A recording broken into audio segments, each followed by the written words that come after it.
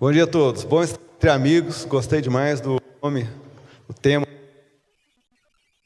Entre amigos. E é bom rever alguns amigos que eu vi há muito tempo e conhecer outros que eu não conhecia. Mas eu gostaria de compartilhar com vocês um pouquinho sobre hábitos, mudança de hábitos. Nós estamos vendo aqui o tema que a Centro-Oeste está abordando, que é construção.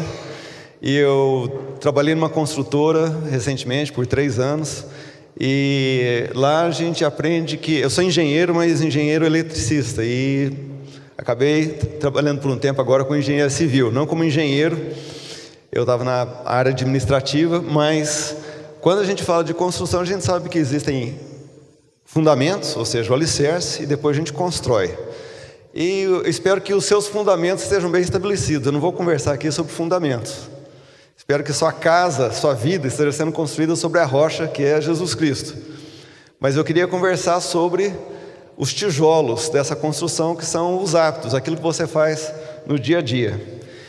E para isso eu vou usar da minha própria experiência. Está aí essa foto que foi usada aí como convite.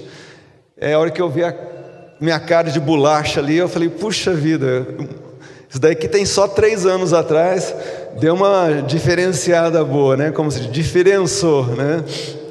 Mas de lá para cá muita coisa aconteceu. Aliás, na verdade, foi um processo que começou em torno de 10 anos atrás, que eu fui ao médico e ele me diagnosticou com uma série de irregularidades no meu sangue e assim por diante. Ele falou, olha, se você não mudar o seu estilo de vida, a sua alimentação, não começar a fazer exercício, você vai ter um problema cardíaco em breve.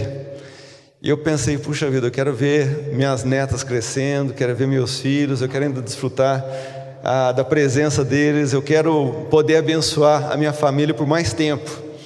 Então, como diz o Dr. Cheng, um amigo meu, eu tomei vergonha na cara, falei assim, vou começar a mudar. E daí eu descobri que é extremamente difícil mudar o que se come, mudar o estilo de vida, é extremamente difícil. E eu li recentemente uma pesquisa de Harvard que fala contando que de cada 10 pessoas que recebem um diagnóstico médico falando assim, olha, se você tem, por exemplo, diabetes, ou você tem isso, aquilo, e se você não mudar aquilo que você come, o seu estilo de vida, você vai morrer. De cada 10 pessoas que recebem um diagnóstico desse, apenas uma muda. Apenas uma muda e permanece. Então é extremamente difícil realmente. E eu falei, não, mas tem que ter jeito. A palavra de Deus fala que o fruto do Espírito Santo é domínio próprio. Um dos frutos do Espírito Santo é domínio próprio. Então eu quero descobrir como que isso pode ser exercido na minha vida. E eu comecei a pesquisar, comecei a ler livros, li mais de 15 livros nessa área daí. Se quiser recomendações, posso passar para vocês, tem alguns aqui comigo. Em formato eletrônico, mas eu resolvi me tornar um conhecedor dessa área para me poder resgatar a minha saúde e para poder ganhar tempo com a minha família. Essa era a minha motivação principal. E nesse processo descobri que falar e falar que quer é mais fácil do que realmente fazer. O que eu vou compartilhar aqui é um pouquinho daquilo que eu aprendi. É um tempo bastante curto, mas eu vou deixar meu telefone no final, se você quiser continuar conversando sobre isso, até se você quiser ajuda nessa área. Hoje a minha profissão é ajudar pessoas a mudarem hábitos também. E se você quiser essa ajuda, eu quero já deixar um presente para você, que é uma avaliação e acompanhamento sem cobrar nada por 90 dias, tá certo? Fica aí, depois eu passo meu telefone se você quiser. Mas vamos entender primeiro o que a gente está chamando de hábitos aqui. Hábito é tudo aquilo que você faz sem precisar de analisar, sem precisar de pensar de forma consciente. Por exemplo, se eu te perguntar hoje de manhã, quando você escovou os dentes, espero que você tenha escovado os dentes, quando você escovou os dentes, se eu te perguntar que horas que foi que você parou de escovar a parte de cima e passou para a parte de baixo, você não vai saber me responder, a não ser que alguma coisa excepcional tenha acontecido. Ou se eu te perguntar, quando você dirigiu para cá hoje de manhã, depois de quanto tempo que você passou de primeira para segunda? Ou quando você brecou, você lembrou de pisar na embreagem? Lógico que não. Tudo isso é feito de maneira automática. A gente chama de hábitos, que é processado de maneira inconsciente no seu cérebro. Ou andar de bicicleta. Quando você anda de bicicleta, você não fica tentando imaginar, será que eu estou querendo para a esquerda, para a direita, o que eu vou fazer para compensar? Ou quando você vai de noite na geladeira e abre para ver o que tem, muitas vezes isso é feito de forma totalmente inconsciente. Você acostumou a ir lá e abrir, e você nem está pensando naquilo que você está fazendo. Pega alguma coisa, isso pode ser um hábito também. Os hábitos, eles são processados numa área diferente do nosso cérebro. E isso é uma questão de economia. Eu sou apaixonado em neurologia, apesar de não ser médico. Mas eu estou estudando isso daí, depois estou no meus 50, resolvi voltar para a escola, estou fazendo um curso de fisiologia numa universidade americana, um curso à distância, que é um assunto que eu acho apaixonante. Mas os hábitos, eles acontecem na nossa parte inconsciente, que é a grande maioria do nosso cérebro. Isso é um design inteligentíssimo, porque isso daí é para economizar energia. O nosso inconsciente, ele é muito rápido no seu processamento, ele gasta pouca energia.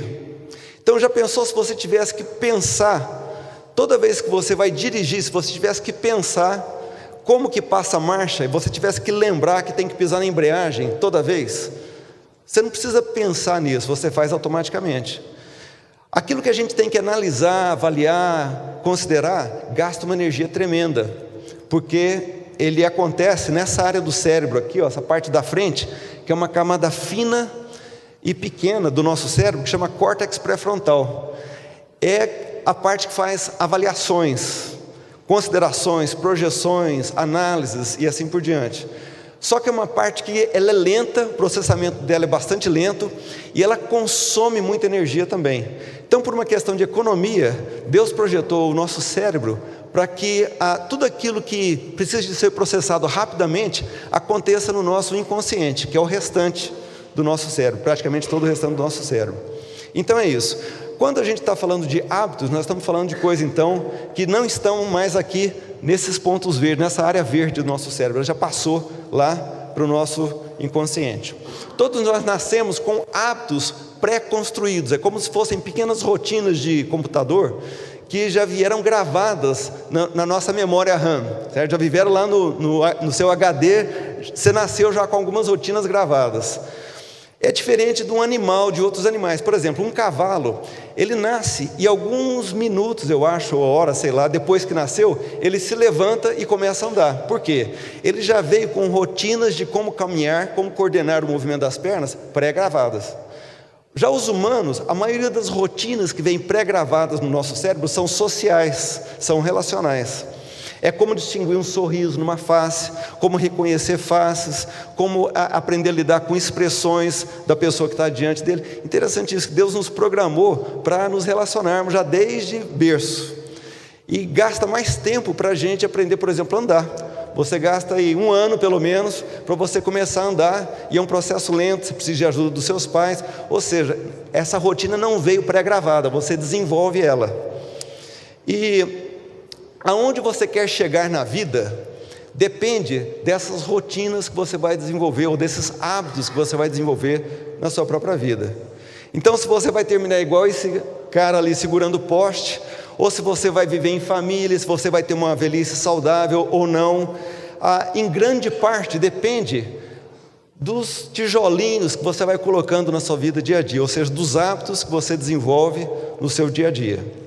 Então foi aí que caiu a ficha para mim, que eu falei, não, eu quero ter hábitos que vão me ajudar. Lógico, Deus é Senhor de todas as coisas, Ele que determina o momento de cada um, mas eu creio que é um trabalho de parceria. Eu creio que Deus deu responsabilidade para mim e para você, de cuidar de tudo aquilo que Ele trouxe para as nossas mãos, inclusive o nosso tempo, nosso corpo, nossa família, nossos relacionamentos, recursos financeiros e assim por diante.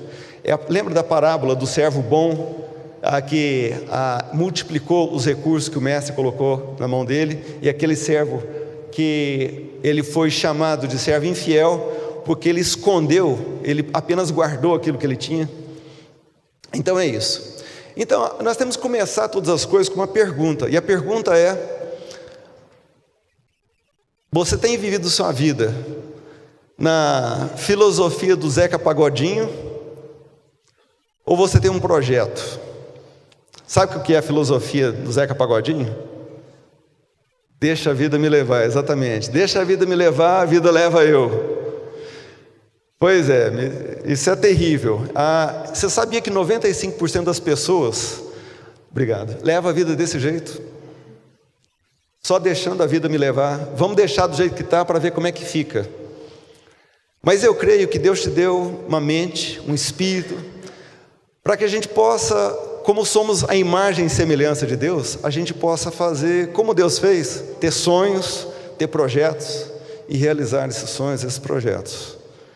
Então eu espero que dentro dos seus projetos esteja incluído a maneira como você deseja chegar na sua velhice, a maneira como você trata o seu próprio corpo, a maneira como você trata o seu tempo, a maneira como você trata as suas finanças, a maneira como você trata a sua família, o seu relacionamento com Deus e assim por diante.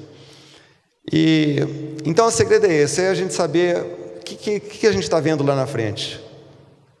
Daqui 5 anos, 10 anos, 20 anos, como você se vê, aonde que você quer estar daqui a 20 anos. E a questão é, para a gente ter novos resultados, a gente precisa de novos hábitos. Se você continuar fazendo aquilo que você faz todos os dias, você vai continuar colhendo os resultados que você tem colhido até aqui. A única maneira de você colher resultados diferentes é ter hábitos diferentes. Certo? Princípio bíblico. Portanto, ninguém se deixe enganar. Aquilo que o homem semear, isso também ele ceifará. Princípio. Não tem jeito de mudar isso daí. Isso daí está no DNA de toda a natureza. Então eu espero que esse curto tempo que nós vamos passar junto aqui te motive e te dê alguma orientação de como você pode plantar boas sementes para ter uma colheita melhor lá na frente. Tá certo? Vamos lá então. Primeiro, a gente acha que fazer a coisa certa, lidar da maneira certa com o nosso dinheiro, ter as atitudes corretas nos nossos relacionamentos, comer aquilo que é certo, se exercitar com regularidade, a gente acha que isso daí é difícil de fazer. E não é verdade. Bons hábitos são tão difíceis de executar como maus hábitos. A diferença está apenas na dificuldade de implantação desses hábitos. Eu vou explicar por quê.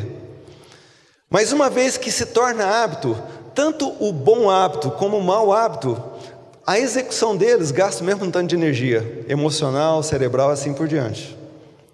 O problema é que os bons hábitos, ele encontra algumas barreiras. Primeiro, no nosso emocional, e segundo, na forma como ele é processado. Nós somos seres muito mais emocionais do que racionais, sabia disso? As nossas decisões são profundamente conduzidas pelo nosso emocional. Isso é comprovado pela psicologia e pela neurologia também.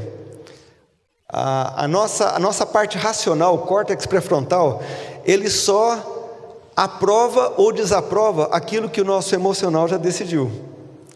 Mas quando você estica a mão para pegar aquele doce que você não queria comer, em termos, você não deveria estar comendo porque a sua taxa de glicose no sangue está muito elevada, mas quando você leva a mão, na verdade, o seu emocional decidiu comer aquele doce. Você quer o sentimento que aquilo lá te traz.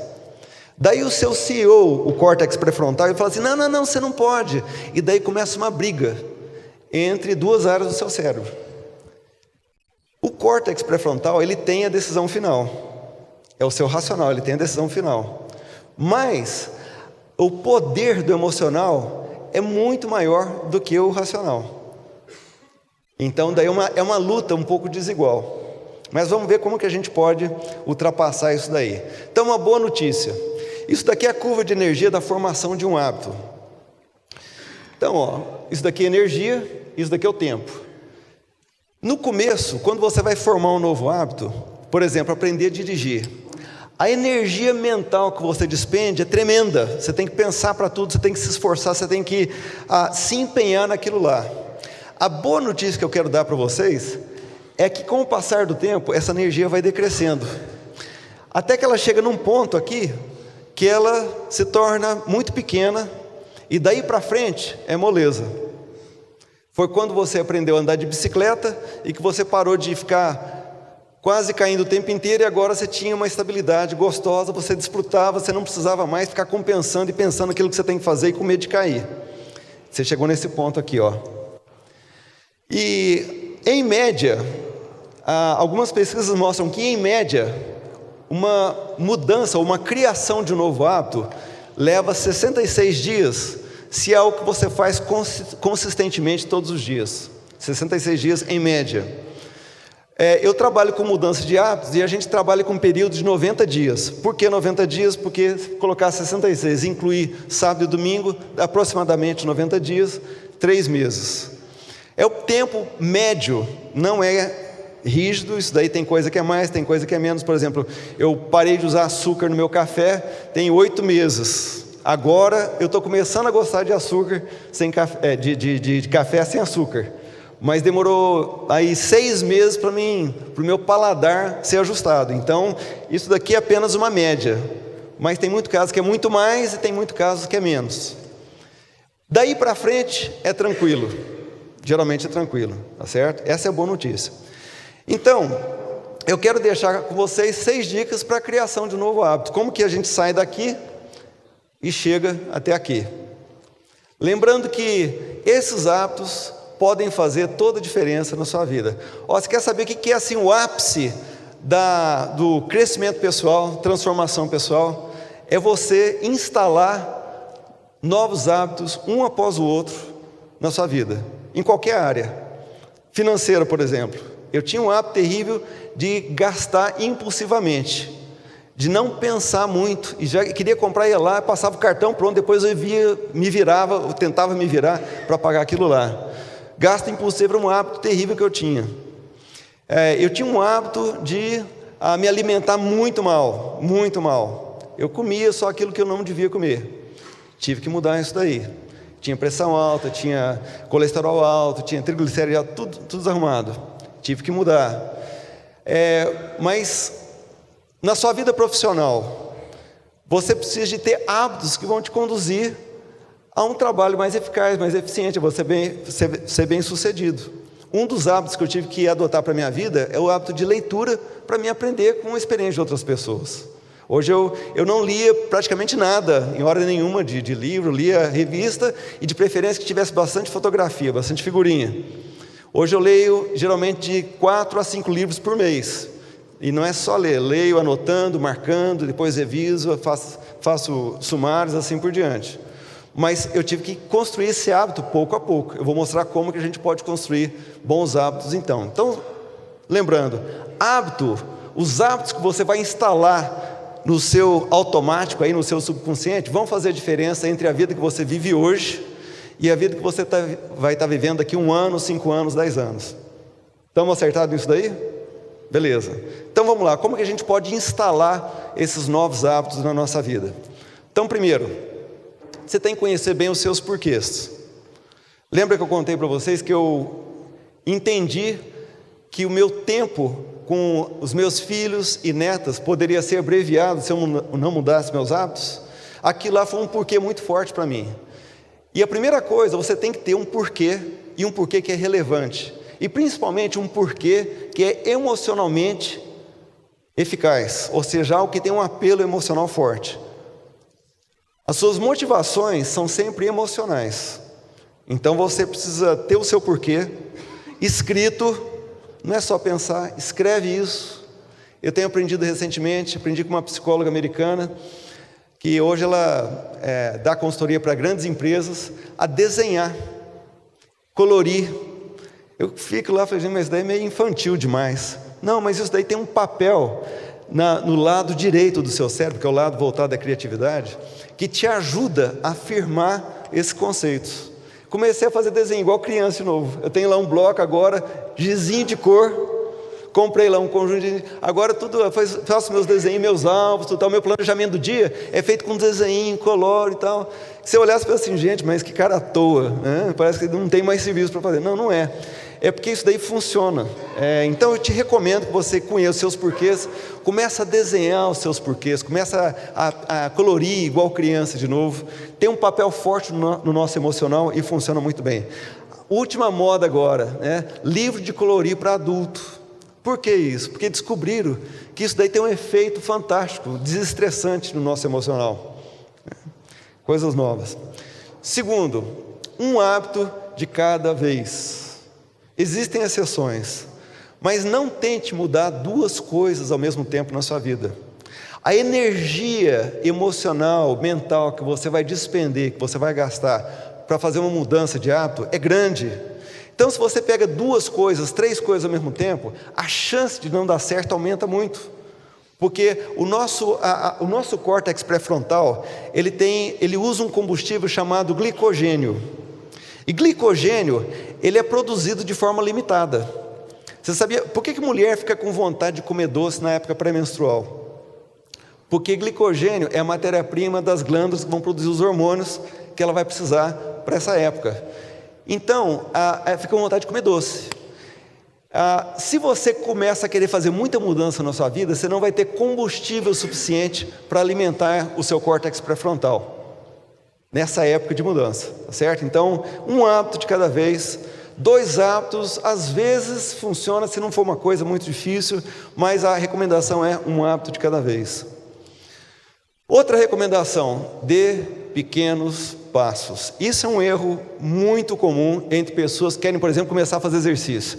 Nossa, resolvi mudar de vida, vou fazer exercício. Daí o cara vai para a academia, passa 1 hora lá e tal, quase se mata, nunca mais ele volta, nunca mais, ele não quer nem passar perto da academia, porque não funciona assim. Ele só vai conseguir lembrar da dor terrível que ele teve, da dificuldade que foi, como que custou para passar aquela 1 hora. Às vezes ele vai 2 vezes, 3 vezes, mas assim, não funciona, não é assim. É devagarzinho. Tem um livro que chama Mini Hábitos, é um livro fascinante. Ele conta desse cara que o médico falou para ele, se você não fizer exercício, você vai morrer, meu amigo, você está muito ruim. Ele conta que ele ia para a academia, ele ficava parado na esteira, só. Ele saía, fui na academia hoje.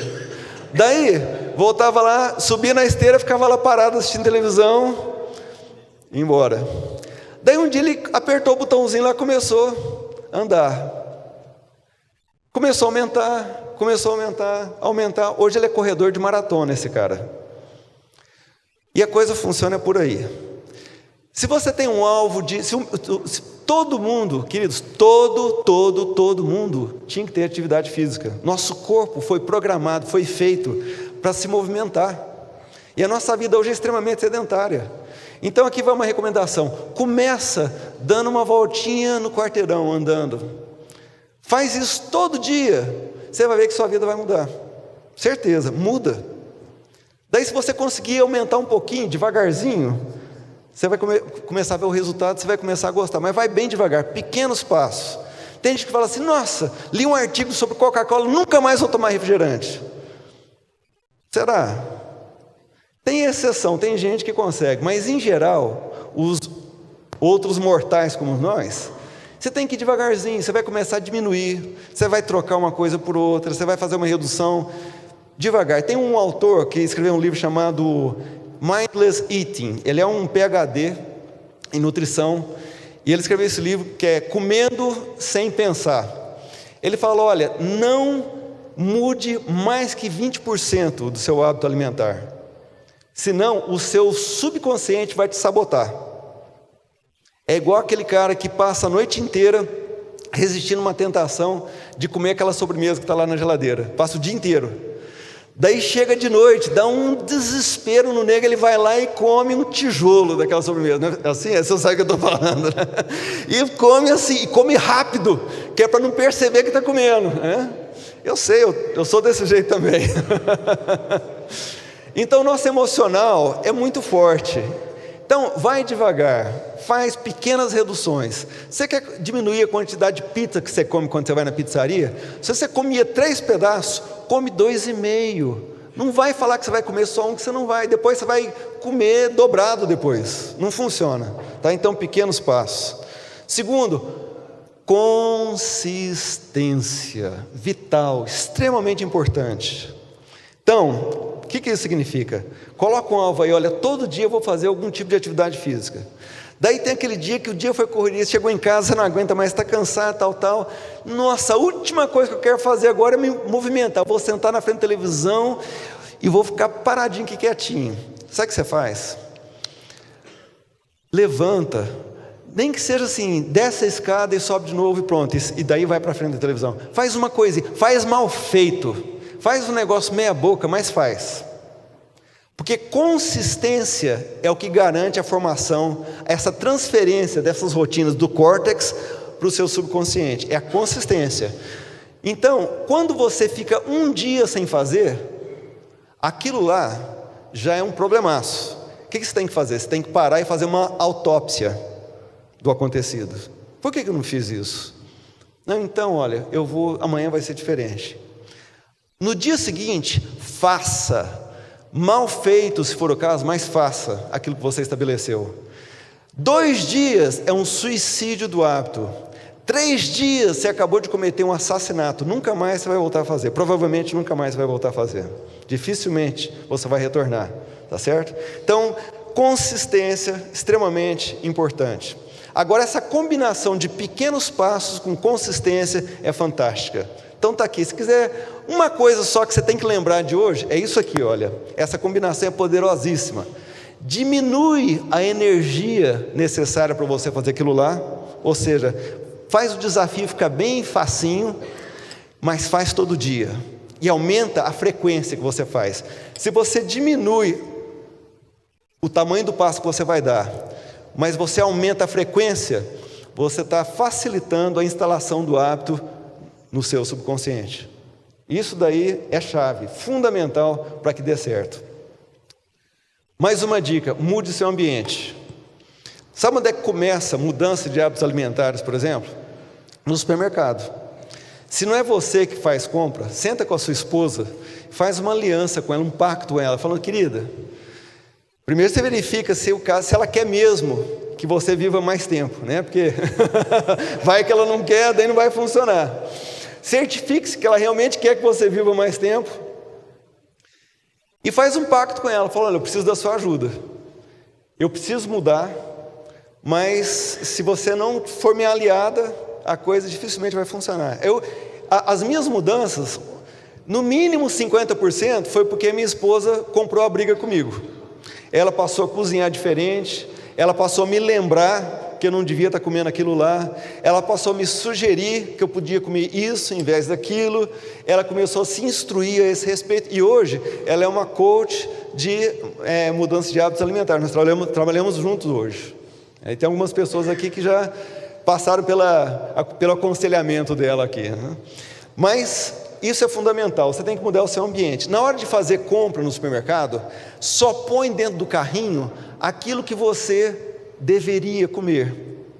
E não vem com essa desculpa que você está comprando para as crianças, para visita, porque quem vai comer é você mesmo no final. Colocou no carrinho do supermercado, vai parar na sua barriga, não tenha dúvida. Eu era apaixonado por bolacha. Tudo quanto é tipo de bolacha. Falou que era bolacha, era comigo mesmo. Conhecia todas, comia todas. Mudei. Hoje eu não como bolacha nenhuma. Às vezes alguma coisa nutricional que minha esposa faz que parece com bolacha, eu como. Mas foi um processo de mudança. Tem que mudar o ambiente. Balinha, docinho, chicletinho e tal na gaveta lá do escritório para você comer de vez em quando. Se você não deveria comer, então não põe. Na sua geladeira tinha que ter coisa que te faz bem. Minha esposa descobriu que eu sou preguiçoso com fruta. Para mim descascar uma laranja só se eu tiver com uma arma apontada para minha cabeça. Então o que ela começou a fazer? Ela começou a descascar as frutas, deixar melão cortado num prato coberto com Rolopac. Por que Rolopac? Para mim ver. Aí eu abro a geladeira, vejo lá. Eu comecei a experimentar aquele negócio ruim e hoje eu gosto. Hoje eu como fruta gostando, mas no começo eu falava, não, tem que comer essa encrenca aqui, vamos lá. Comia, forçava a barra, aprendi a gostar. Mas teve a ajuda do ambiente, mudando. Você quer uma dica para fazer exercício? Põe sua roupa de fazer exercício do lado da sua cama. Acordou, deu aquela espreguiçada, você viu aquela roupa assim, deixa eu cair dentro dessa roupa antes que eu mude de ideia. Põe rapidinho e já sai fazendo exercício antes que você perceba que você vai fazer exercício. engabela, dobra, engana o seu emocional. Seja rápido. Tem um aplicativo que eu estou usando para fazer exercício, chama 7M Workout, da Johnson, 7 minutos por dia. O da Johnson, tem vários deles, mas o da Johnson é o melhor que tem. Eu uso todo dia, é exercício calistênico, só uso o peso do corpo, sem equipamento nenhum, tudo você precisa de uma cadeira. Eu faço em casa, 7 minutos por dia. Ele te fala 7 minutos, mas depois passa um tempo, ele passa para 15 minutos, depois para 21 minutos. Mas você não percebe muito essa mudança. Fantástico, fantástico. E não tem aquela coisa de ter que ir para a academia. Você pode continuar indo para a academia, mas isso daí não te dá desculpa. Olha, está tudo lá pronto para você fazer. 7 minutos você pensa assim, não, 7 minutos eu sobrevivo, vou fazer esse negócio daí. Tem 6 meses que estou fazendo, recomendo muito mesmo. E, finalmente, a última dica, mude a sua tribo. Você sabia que a gente tem um negócio que chama neurônios espelho na nossa cabeça? Você já viu que quando você começa a bocejar, ou quando alguém boceja perto de você, você tem uma tendência a bocejar também? Você já notou que em comédia, na televisão, eles põem gente rindo, lá eles põem aquela risada eletrônica, como se fosse gente rindo? Sabe por quê? Se eles não colocassem aquelas pessoas rindo lá, você escutando a risada, a chance de você achar aquilo lá engraçado diminui bastante. A gente tem alguns neurônios no nosso cérebro que são chamados neurônios espelhos. E Deus colocou esses neurônios lá para a gente poder ter empatia, para a gente poder chorar com os que choram e se alegrar com os que se alegram. Então, quando a gente está do lado de uma pessoa que está chorando, a gente começa a se comover também com aquela pessoa. Se alguém conta uma piada e todo mundo acha engraçado, mesmo se você não tenha achado a piada tão engraçada, você fica propenso a rir porque está todo mundo rindo também. Não é que você não tem personalidade, é que você tem na sua cabeça um negócio chamado neurônio espelho. Isso significa que todo mundo é influenciável, todo mundo. Você fala assim, não, eu sou um cara de personalidade, ninguém vai na minha cabeça. Mentira, faz sim.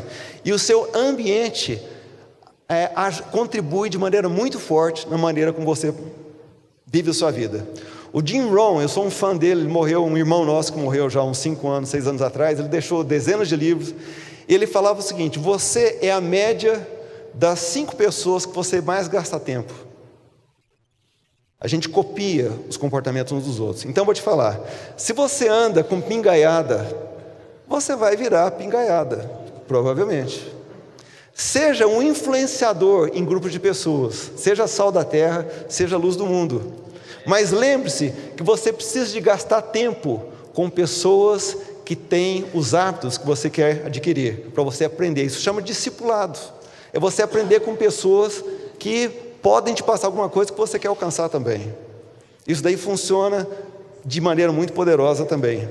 Se você só anda com gente que come de maneira errada, e só vai para restaurante com gente que come de maneira indisciplinada, você vai comer de maneira indisciplinada também. E queridos, a igreja precisa acordar para isso.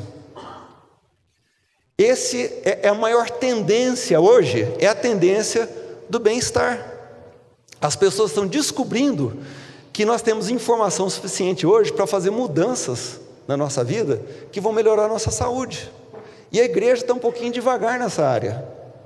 Às vezes me entristeço de ver gente que está aí vivendo a vida como se o melhor da vida fosse encher o bucho, e não é.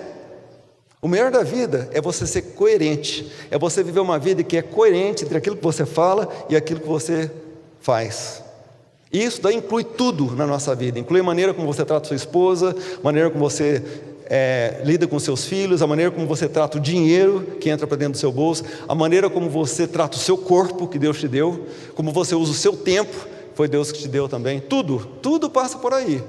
E a igreja precisa acordar para o fato de que existe uma população enorme perguntando como que eu faço para desfrutar desses benefícios que a ciência tem trazido hoje, informações de como que eu posso ter um corpo mais saudável. E está aí uma área para a gente explorar. E é isso.